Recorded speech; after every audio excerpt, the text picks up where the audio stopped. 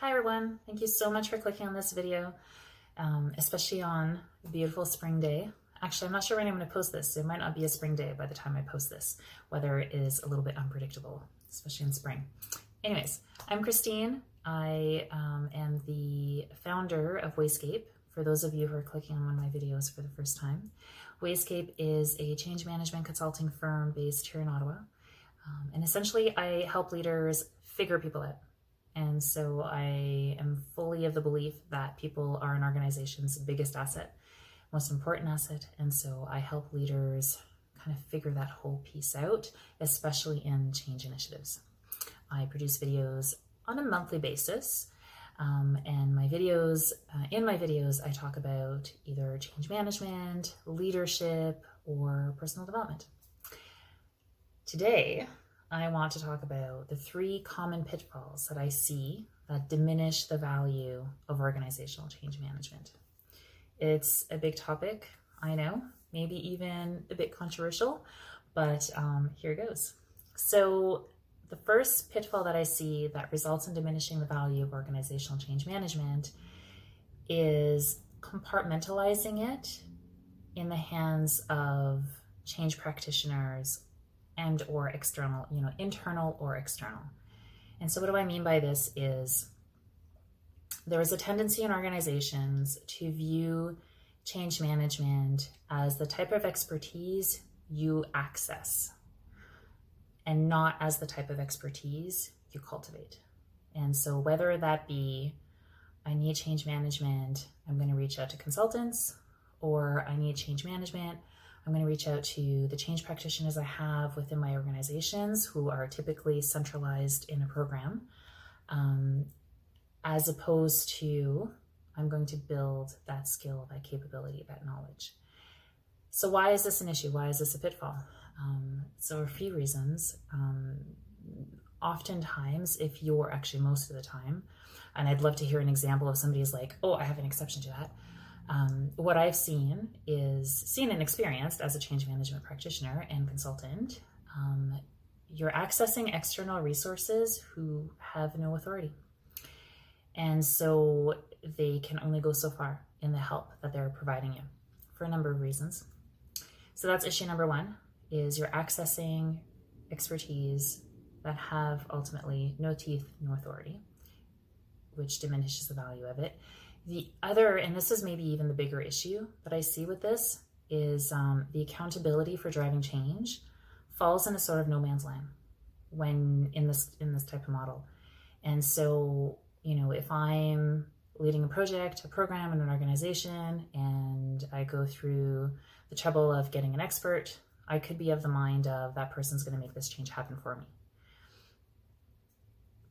Is that right? I don't know. It's often not defined. Who's ultimately accountable in this type of model? Who's ultimately accountable for driving the change? So that's the pitfall that I see. What to do instead? Recognize change management as a leadership skill. If you manage a project, a program, an organization, you manage change, especially in this current environment. Cultivate that capability as a leader rather than rely on external expertise. That's my recommendation. Rather than centralizing it, rather than relying on external help or relying on a centralized program, bake it into your own program, your own project, fully bake it in, and place the accountability where it belongs. If you manage a project, if you manage a program, manage an organization, you manage change, you're accountable for it. And so that's the first pitfall that I see, is just this reliance on external help, which then relieves the leader of that accountability and ultimately just, diminishes the value of it. Okay, the second pitfall that I see is limiting change to communications and training. I consistently see change management plans include communications, plan, products, training, plan, products, and that's a good thing. It's absolutely a good thing. It's totally correct. I worry though that if it only includes comms and training, we're missing the goal of increasing an organization's effectiveness. Communications and training won't change how people work.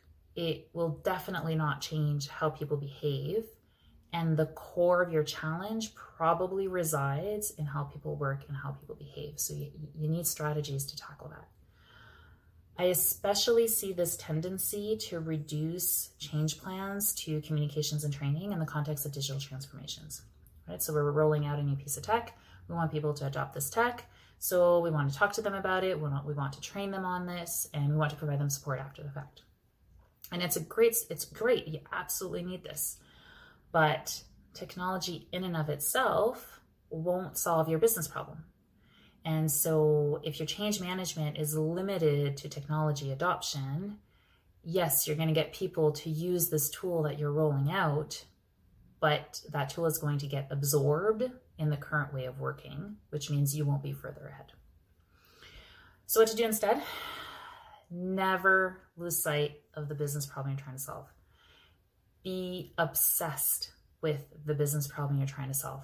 So let's say, for example, I'll give you an example. Let's say the problem you're trying to solve is how do you decentralize decision-making while maintaining trust in the decisions that are being made, right? So if you're in an organization where traditionally decisions are being made by top executives and you want to take some pressure off of there, you want to put the decisions in the hands of people who are closest to the information, you want to decentralize, but yet you still want to make sure you have enough visibility so that you can trust those decisions, right? That's a pretty typical problem that organizations are tackling.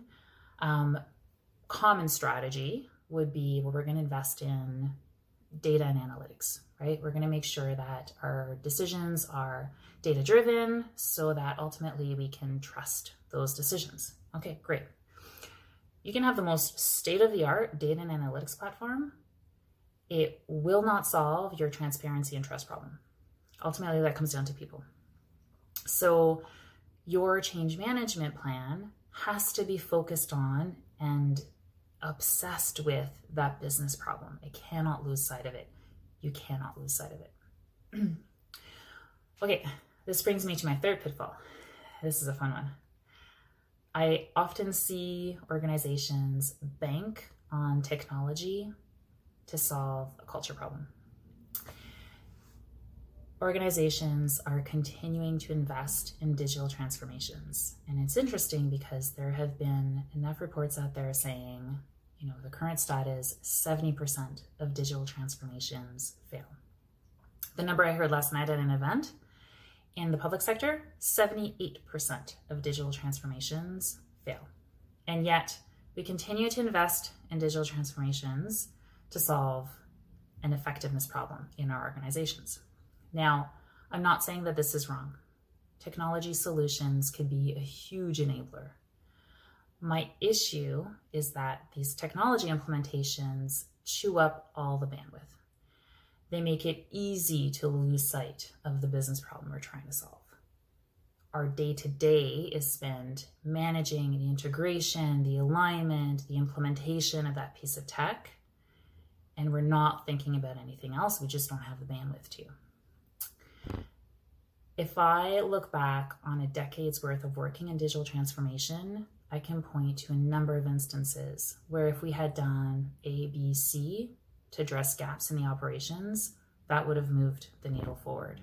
But we never thought about doing A, B, C because we were too focused on ensuring a successful technology implementation.